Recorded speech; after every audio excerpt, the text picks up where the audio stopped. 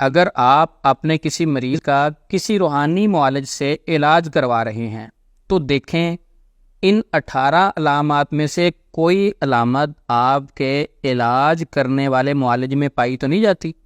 اگر ایک بھی علامت آپ کا جو روحانی علاج کر رہا ہے اس معالج میں پائی جاتی ہے، فوری اس سے علاج کروانا بند کر دیں۔ علاج کے نام پر آپ ٹریپ ہو سکتے ہیں، علاج کے نام پر آپ پر جادو ہو سکتا ہے، علاج کے نام پر آپ نفسیاتی مریض بن سکتے ہیں، علاج کے نام پر آپ کو مس گائیڈ کیا جا سکتا ہے۔ یہ 18 علامات میں شارٹ بتاتا ہوں، ان میں سے ایک بھی علامت آپ کے روحانی علاج کرنے والے میں پائی جاتی ہے تو آپ فوری اپنا علاج بند کروائیں۔ نمبر 1، علاج کرنے والا مریض سے مریض کی والدہ کا نام پوچھے تو فوری اپنا علاج بند کروا دیں، ایسے شخص سے علاج نہ کروائیں۔ نمبر 2، مریض سے مریض کے پسینے والے کپڑے مانگے یا مریض کی تصاویر مانگے، ایسے شخص سے بھی کبھی علاج نہ کروانا۔ نمبر 3، مریض سے روحانی علاج کرنے والا بکرا، چھترا، زعفران اس طرح کی چیزوں کا سوال کرے، ڈیمانڈ کرے، ایسے شخص سے بھی علاج نہیں کروانا۔ نمبر 4، دم کرنے والا اونچی آواز میں دم نہ کرے، یعنی قرآن پاک پڑھ رہا ہے تو اس کو کیا مسئلہ اونچی آواز میں پڑھے، یا ایسے کلمات پڑھ کر دم کرے جو سمجھ میں نہیں آ رہا ہے، یعنی وہ پتہ نہیں کیا الفاظ مکس کر رہا ہے، عجیب و غریب، اس کی سمجھ ہی نہیں آ رہی، تو ایسے شخص سے بھی فوری اپنا روحانی علاج بند کروا دیں، کیونکہ وہ غیر شرعی طریقے سے علاج کر رہا ہے۔ اگر وہ قرآن سے دم کر رہا ہے تو اس کو اونچی آواز میں قرآن پاک پڑھنا چاہیے۔ نمبر 5، مریض کو ایک خاص مدت کے لیے فیملی اور لوگوں سے الگ تھلگ رہنے کے لیے کہے، جہاں روشنی اور دھوپ داخل نہیں ہوتی، کہے آپ نے اس جگہ پہ رہنا ہے، یعنی آپ ایسے کمرے میں رہیں، ایسی جگہ پہ رہیں، معالج مریض کو کہے جہاں دھوپ نہیں جاتی، روشنی نہیں جاتی، ایسا عمل بھی کبھی نہیں کرنا، آپ ٹریپ ہو سکتے ہیں۔ نمبر 6، مریض کو تعویذ جلانے کا حکم دے یا تعویذ کو کسی وزن کے نیچے رکھنے کا حکم دے، کہے کہ یہ تعویذ اپنی پیٹی کے نیچے رکھ دو، کسی وزن کے نیچے رکھ دو، چارپائی کے پائے کے نیچے رکھ دو، بیڈ کے پائے کے نیچے رکھ دو، اس کو وزن کے نیچے دبانا ہے، یا اس تعویذ کو ہوا میں لٹکانا ہے، یا اس تعویذ کو قبرستان میں دفن کرنا ہے، ایسے روحانی معالج سے آپ نے کبھی علاج نہیں کروانا، فوری اس سے اپنا علاج بند کروا دیں۔ نمبر 7، مریض کو ایک خاص مدت تک پانی کو ہاتھ لگانے سے منع کر دے، کہ مریض کو معالج کہے آپ نے پانی کو ہاتھ نہیں لگانا۔ جب مریض پانی کو ہاتھ نہیں لگائے گا وہ وضو بھی نہیں کرے گا، وہ غسل بھی نہیں کرے گا، وہ پاک بھی نہیں ہوگا۔ جب پاکیزگی قائم نہیں رہے گی تو پھر باقی چیزیں بھی، آپ سمجھدار ہیں، وہ ایزیلی شیطان کے چنگل میں پھنس جائے گا۔ نمبر 8، تعویذات پر جوتے مارنے کا حکم دے اور تعویذات کو جلا کر مریض کو اس کی دھونی دینے کا کہے۔ مثلاً وہ کہے کہ یہ تعویذ ہے، اس پر صبح اٹھ کر 7 جوتے مارنے ہیں، تو ایسی بات بھی روحانی معالج کی نہیں ماننی۔ وہ کیا کرتے ہیں، حامان، قارون، فرعون، شداد، اس طرح کے نام لکھ کے شیاطین کے سرداروں کے اس کے اوپر جوتے مرواتے ہیں، تاکہ ان کے گھر میں اگر جادو جنات کا مسئلہ ہے پہلے سے بھی زیادہ تیز ہو جائے، شیاطین ان کو تنگ کرنا شروع کر دے، اور پھر جب شیاطین تنگ کریں گے پھر روحانی معالج کی ضرورت پڑے گی، پھر ریٹ بڑھ جائے گا، پھر مسائل بڑھ جائیں گے، آپ سمجھدار ہیں۔ اور تعویذات کی دھونی، وہ تعویذ کی ایک بتی سی بنا کے آپ کو دے گا کہ اس کو آگ لگا کے مریض کے ناک میں دھونی دینی ہے، ایسی چیزوں سے بھی بچنا ہے۔ اگر کوئی معالج آپ کو اس طرح کی چیز دیتا ہے تو آپ کو وہاں سے اپنا روحانی علاج نہیں کروانا چاہیے۔ نمبر 9، گوشت کو قبرستان یا ویران جگہ پر پھینکنے کا حکم دے۔ آپ کو کہے کہ آپ نے صدقہ کرنا ہے، گوشت لینا ہے 1.25 کلو، 2.25 کلو، 3.25 کلو، 1.25 کا ہنسا یا کوئی بھی ہنسا لگا کے اتنا گوشت قبرستان میں پھینک دیں، ویران جگہ میں پھینک دیں۔ اب ایسے عمل سے بندہ پوچھے کہ وہ ہمسایہ تو بھوکا مر رہا ہے اور تم یہ قبرستان میں گوشت پھینکوا رہے ہو، بڑے خیر خواہ ہو تم جنات کے۔ اس سے بندہ پوچھے ہمسایہ بھوکا مر رہا ہے اور تم کہہ رہے ہو کہ یہ گوشت دریا راوی میں پھینک دینا، کچھوے ہو گئے ہیں 10 من کے، ہمسایہ بھوکا مر رہا ہے اور تم کس طرف لگا رہے ہو۔ اس طرح کے عمل سے بھی بچو جو اس طرح کی چیز پھینکنے کا حکم دے۔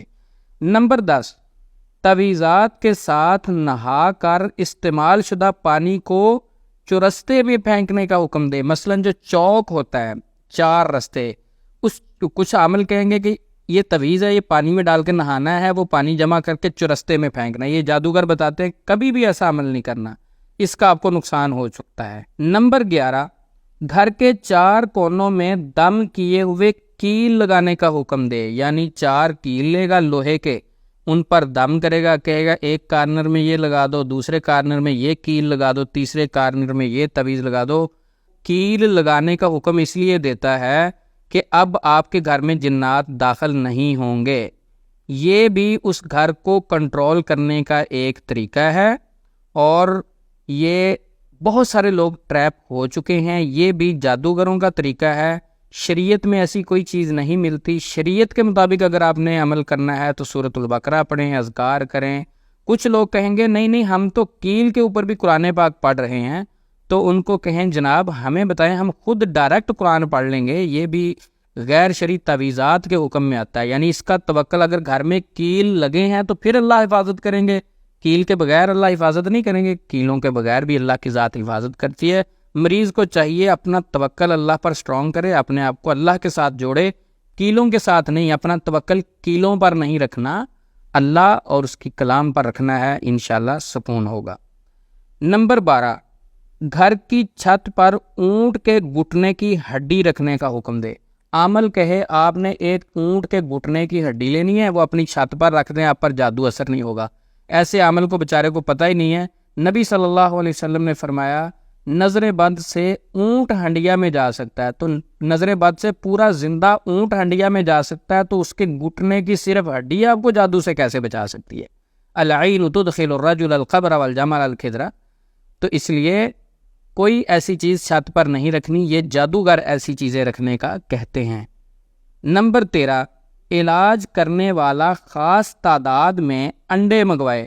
مثلا 3 انڈے لے آؤ، 4 لے آؤ، 5 لے آؤ، 7 یا کوئی بھی تعداد، اور اس میں سے آپ کے سامنے بیٹھ کر سوئیاں نکال دے، خون نکال دے، کوئی چیز نکال دے. ایسے عمل سے بچنا ہے. یہ آپ کو نفسیاتی مریض بنائے گا، یہ ٹریپ کرے گا. ایسے عمل سے بندہ پوچھے بھائی میں صحیح سلامت انڈے اپنے گھر سے لے کے آیا، آپ نے اسی سے سوئیاں اور خون نکال دیا. اگر میرے اوپر جادو انڈوں کے اوپر ہوا تو آپ وہ والے انڈے منگواؤ ہوا میں جو ادھر دفن کیے ہوئے، آپ تو فریش انڈوں میں خون ڈال رہے ہو. تو یہ سارا ٹریپ کرنے کا ایک طریقہ ہوتا ہے.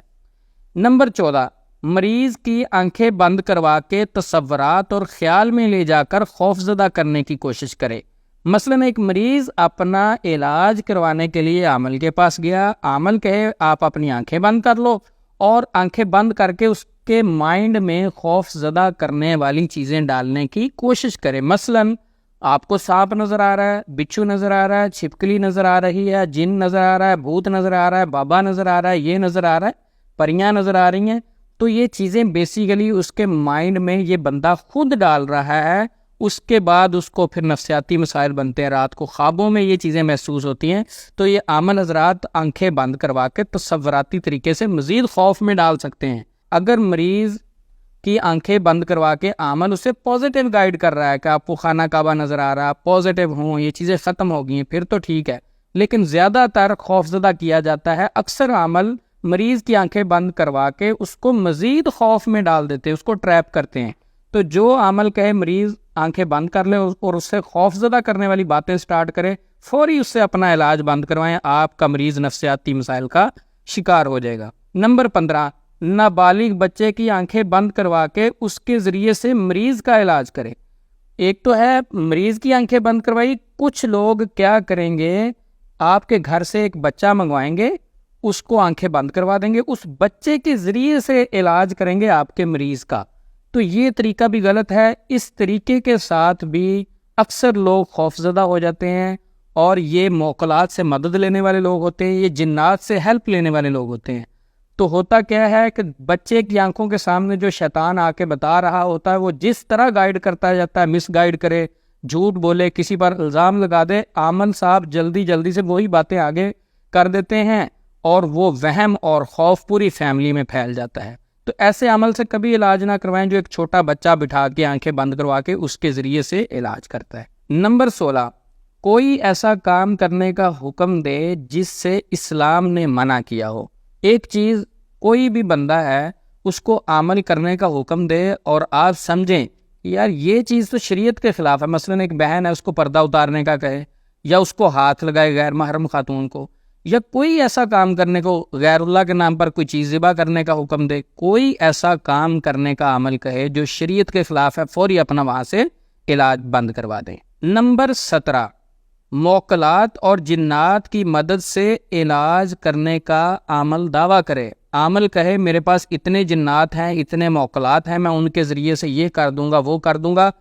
ایسے بہروپیے کے پاس بھی نہیں پھنسنا، یہ بندہ علاج کے نام پر خود جادو کر دے گا، آپ کو نفسیاتی ٹریپ کر لے گا۔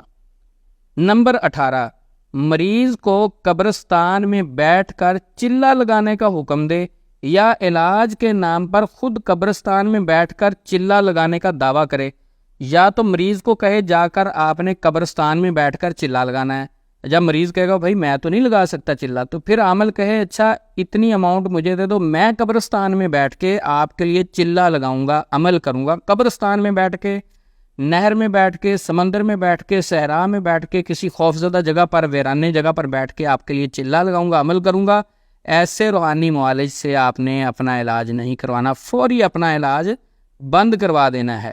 اگر آپ کسی روحانی معالج سے اپنا علاج کروا رہے ہیں، ان 18 علامات میں سے ایک علامت بھی آپ کے معالج میں، آپ کے علاج کرنے والے میں پائی جاتی ہے، فوری اس سے بچ جائیں، فوری اس سے بچ جائیں۔ آپ کسی نہ کسی مصیبت اور پریشانی کا ضرور شکار ہوں گے، وہ نفسیاتی مسائل ہو سکتے ہیں، وہی شخص آپ پر جادو کر سکتا ہے، آپ کو ٹریپ کر سکتا ہے، آپ کو کسی غلط لائن پہ لے کے جا سکتا ہے، شریعت سے دور کر سکتا ہے، کیونکہ ان 18 کی 18 چیزوں کا اسلام سے، شریعت سے کوئی تعلق نہیں۔ یہ لوگ تجربے پر ڈالتے ہیں کہ ہاں اسلام میں یہ چیز نہیں، یہ ہمارے تجربات ہیں۔ جو تجربات ہوتے ہیں اگر وہ بھی غیر شرعی ہوں تو اس سے بھی بچنا چاہیے، اگر وہ ہمیں شریعت سے دور لے کے جا سکتے ہیں اس سے بچنا چاہیے۔ تیسرا، ان سے بندہ پوچھے بھائی یہ تجربات جو ہیں ان کی اتھینٹکسٹی آپ کے پاس کیا ہے؟ ہر عمل کا اپنا تجربہ ہے، کوئی کہے گا میرا یہ تجربہ، دوسرا عمل کہے گا میرا یہ تجربہ، تیسرا عمل کہے گا میرا۔ ان کے تجربات پر نہ چلیں، شریعت کے مطابق چلیں، نبی صلی اللہ علیہ وسلم کے بتائے ہوئے طریقے کے مطابق چلیں، بہت سارے فتنوں سے، مسائل سے آپ بچ جائیں گے۔ امید ہے کہ ہمارا میسج آپ کو اچھا لگا ہوگا۔